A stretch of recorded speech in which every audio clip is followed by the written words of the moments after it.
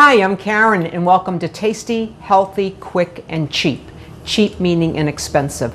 This is the third of our series of cooking shows designed to help you prepare tasty, healthy, inexpensive meals in under 30 minutes, maybe quicker. On each show, I will show you exactly what tools you need, how much it will cost you to make each meal, what nutritional benefit there is in each ingredient, how to avoid buying pre-made food products wrapped up in all that horrible, yucky plastic and cardboard, loaded with excess sodium and fat, bleh. And I'll show you the recipe for everything we do on the screen at the end of the show. Also, I will post my email address for the show at the end of this episode today and all of our episodes, so you can send me your comments and suggestions for future shows. Understand that this is a show about preparing simple meals, so if you're tuning in hoping for a complicated meal that requires lots of time and preparation, well, no, this won't be that. But maybe you like what we do anyway. I am joined offstage today by my culinary technical associate Laura, and Laura does the behind-the-scenes things for me that keep the counter space nice and clean and uncomplicated. Laura's a great home cook, and she helps me put together these shows to make the best possible show for you. And finally, before we begin each show, I feel I need to give you a disclaimer. I'm not a doctor, I'm not a nurse, I'm not a nutritionist. I'm an amateur home cook with a biology and health background who just loves to cook tasty and expensive healthy meals. So please know, when it comes to your own health and that of your family, what we talk about here is not intended to replace any dietary information you get from your own health professionals. About 99% of what I share with you, you can find yourself doing an online search or from a book. So please keep in mind that you need to always follow the advice of a healthcare professional, and don't use any information on tasty, healthy, quick, and cheap as a replacement. Okay, so on with the show. We're calling this one Hot for Chili. We're going to be making a basic hamburger meat chili in the crock pot. It's really quick and simple. You only need about 15 minutes to get this going before you plug in your crock pot and head off to work, or you start it in the early afternoon. It only needs about 4 or 5 hours to cook on low. So what do we need to make the chili? First of all, you need to have all the tools ready to go, which will cut down on your time spent cooking. If you don't have a strainer, use a colander. I've got a strainer right here. I'll show you where we're using that in a minute. So you need a strainer, you need your crock pot, you need a big stirring spoon, you need a can opener, you need a cutting board, and a sharp knife, and that's basically it. This is a quick one. For the food, you need about 1 pound or more of hamburger meat. I try to get it when it's at least 80% meat and therefore 20% fat or less, higher if I can afford it that day. I try to buy hamburger meat on sale, maybe $4 or $5 a pound. You need some white onion. You need a can of red or black kidney beans. I have black beans today. Yes, you can use red. You can use other sorts of beans. You need a large can of crushed tomatoes or whole tomatoes in the can. You need a couple of tablespoons of a jalapeno chili or just a plain green chili. You can get them in these little cans. You can use, for your other fluid to go with the crushed tomatoes, you can use beer. You don't have to. This is not a show to turn you into a boozing person, but beer adds a nice little kick to this, but you can use water if you want, and that's perfectly okay. You also need some tomato paste. About half of this little container will probably go into this. Finally, and last but absolutely not least, you need your spices. Absolutely, chili powder. That's the #1 spice. You can use some garlic, which I neglected to bring. You can use powdered roasted garlic. You can chop up real garlic cloves, mince them up very tightly. I apologize, I forgot to bring them. Cilantro, which is great. Cumin, which is great. The always useful salt. And I've made comments about salt in the past, and what you need to know about salt is The better salt you can get is the salt that's called kosher salt, either coarse or fine. Much, much better than the traditional table salt that you get in those blue containers, particularly better than the salt with iodine in it. We don't need iodine on the East Coast because we get it from the ocean water, believe it or not. Iodine also adds sort of a metallic-y taste, so if you can, get rid of the inexpensive salt with the iodine in it and just use plain salt, or better yet, get these kosher salts, which add much, much more flavor to any food you make than the traditional table salt that a lot of us have. So what you want to do, this is again super simple. You got a nice big chunk of onion and you want to take it and carefully cut it up into bite-sized pieces.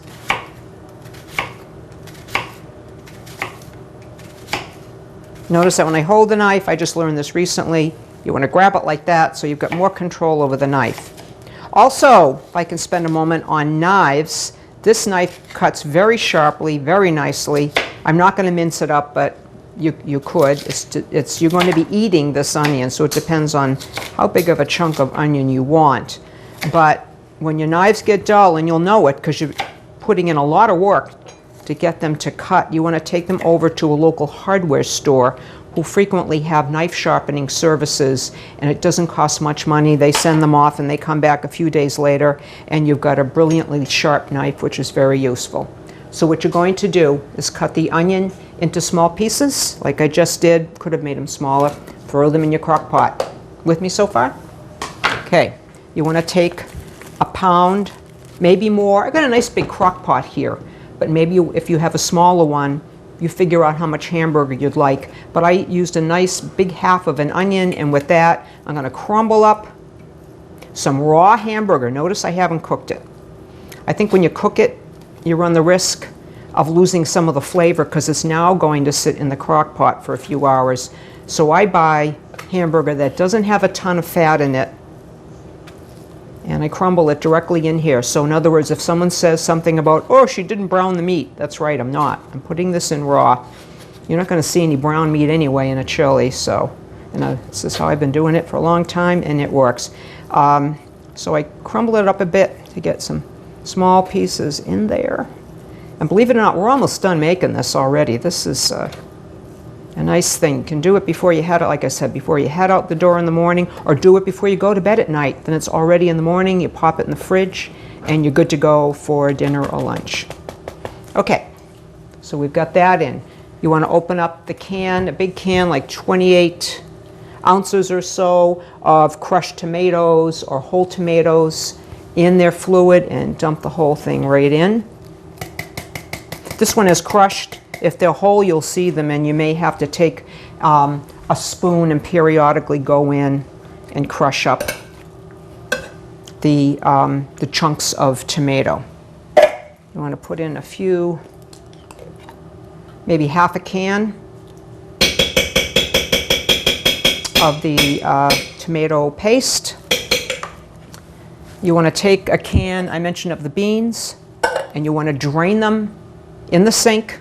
In a strainer, just dump the beans in the strainer, run the faucet through it until they run clean, and then you want to throw your beans in there. 2 more things, 3 more things, or 4. Tablespoon or so. This is to taste. This is a chili that isn't, well, it's jalapeno. I guess it is a little bit on the hot side. I'm going to put in a couple of tablespoons. If you are really hot for chili, you can throw in a whole lot more, but you need to know what your own tolerance is for heat. And we are going to add, not putting in, I've got the salt, I'll put in a little bit. I'm not going to put in too much salt because of all the spices that are in this. It's going to taste pretty zippy without the salt, but I'll put in a little bit of salt, but that's going to be about it. And you've got the all-important chili powder. I should be using a spoon and put it, I did wash my hands, they're nice and clean. You want to put in a couple of nice solid tablespoons of chili powder. Again, more to taste. This depends on your tolerance for heat, as I've mentioned.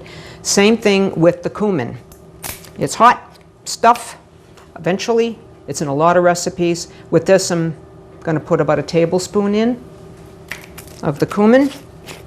And my other all-time favorite, cilantro. Cilantro is great for Italian, Mexican, lots of things. And it's great for chili. I'm a big fan of cilantro. Put in at least a tablespoon of the cilantro.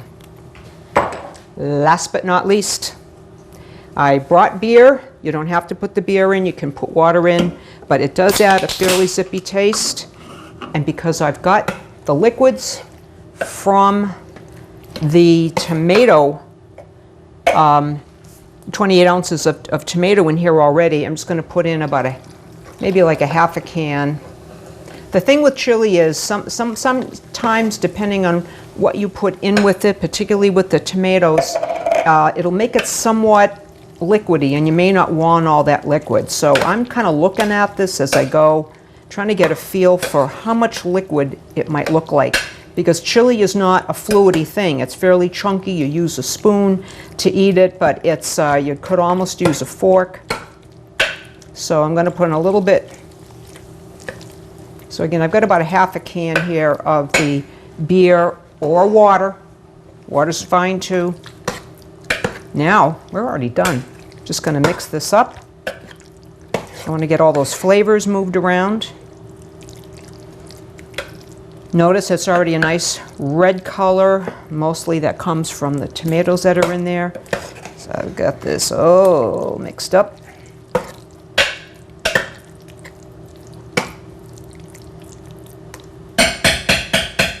I don't think I forgot anything. No, I did not. And so I'm going to put the cover on it for demo purposes only. Don't mind, I just broke this. Please don't mind my cover. But this is going to get plugged in, and it's going to cook on low for about 5 hours. Yeah, if you need to do it quicker, you can do it on high in the crock pot for maybe 2 hours. But I just put it in, that way I've got most of my day to do something else. And periodically, as I just mentioned, you can check it, and if it looks like, you can look right through the top, and if it looks like it's too liquidy in there, feel free to take a ladle or big spoon and just scoop out some of the fluid on the top. It'll be fine. As I mentioned, this recipe will be posted at the end of the show, and you can always ask me for the recipe by sending me an email at cablecooking@gmail.com, and I'll send it to you. So this is done. Now, tips for the day. I brought this tip up before, and I probably will again. If you don't have a lot of spices in your kitchen and you want to try some without spending a lot of money, try the international food section of the supermarket, particularly in the Spanish section where the Spanish foods are, and you can find spices in little packets like this for about $1. You can also find slightly larger containers in the supermarket, and they're much less expensive in that international food section than they would be if you went further down the aisle into the baking section, and they're more money. I don't know why. You can also go to a place like Ocean State Job Lot, or maybe a place like Home Goods, and you can get spices very inexpensively. Just make sure to always check the expiration date on any spice you buy anywhere, and make sure it isn't due to expire in the next couple of months, which means it won't be as flavorful as it is with a better expiration date. So let's say, through the magic of time here, that we have gone and we've gone away, we've done other things, we've come back, and it's now about 5 hours. So how are you going to serve this? Well, I warmed some up here for the benefit of TV, and we're going to plate it, and then I'm going to show you the wonders, or demonstrate to you the wonders of avocado. So I've got some chili right here that I warmed up just for you. I think that's about a serving full myself. All right, roughly, depends on, you can eat more than that, but whatever. And what you want to do with this is you want to add, and I neglected to bring some grated cheese, but grated cheese is really good because then you get some calcium in it, and you want to add some chopped avocado. Now, one of our fine folks here at Cable TV wanted to know, how can you tell if an avocado is ready to eat? Feel it. It's squishy. This one is a little bit squishy. It's not horribly squishy, but it's just squishy enough that I can cut it easily and eat it. Think about if you're going to eat it. How hard do you want avocado to be really hard when you're chewing on it. You want it to be a little bit mushy. And when I open it, I can see that this is very green inside. There are no brown spots. So what I'm going to do is peel it back a bit. There's a large pit in the middle of this, so you need to know about it. You don't have to be careful because you're never going to be able to do anything with it anyway. And just cut off a few chunks of avocado. If you do this in advance, cut your avocado, put it in a bowl, and sprinkle a little lemon or lime juice on it. It will keep the color from, keep the avocado from discoloring and turning brown. And so then all you have to do per serving is cut up a few pieces, if you want, of the avocado, and put that in grated cheese if you choose. Put it on the top. Notice it's not, I didn't heat the avocado at all. And it's done. And so you're all set to serve a bowl of the chili. What are you going to do with the leftover chili? It has sat here for the 5 hours. You're ready to serve it. You don't have to warm it up again. I had to do this for demo purposes. But you put your bowls out, you feed your folks, and you've got some leftover. Put it in a container. What'll happen, and this freezes very well. It sits in the refrigerator very well.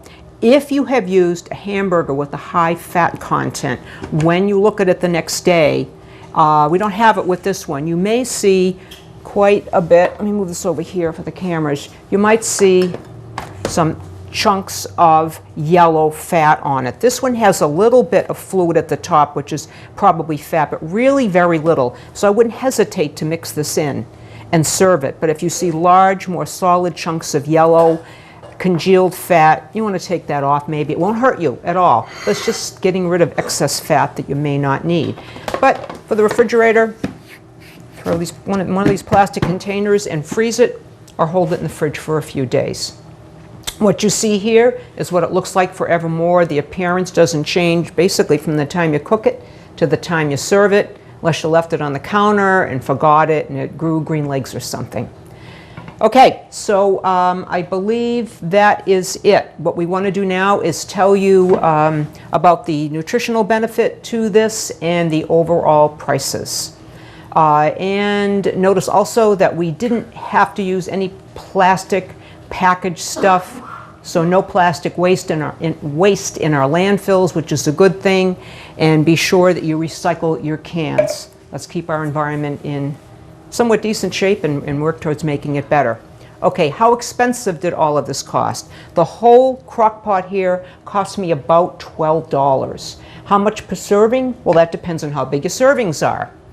Nutritionally, this chili includes protein from the beans and the meat, vitamins A and C from the tomatoes and the avocado, and calcium from the grated cheese if you put grated cheese on it when it's done. I don't know how to calculate the calories. Honestly, I'm not a nutritionist, but if you don't eat this with a bunch of chips on the side, there really aren't too many carbohydrates in this, and if you use low-fat hamburger meat, then there isn't that much fat overall, so I'm going to guess 400 calories for a full cup or so. I'm just guessing, but it's probably a good guess. So this is a short episode, and that's it for today's show. Thanks for watching and listening, and please stay tuned for the full recipe and my email address, where I'll welcome your comments, questions, and suggestions. So cheers to tasty, healthy, quick, and cheap eating. Thank you.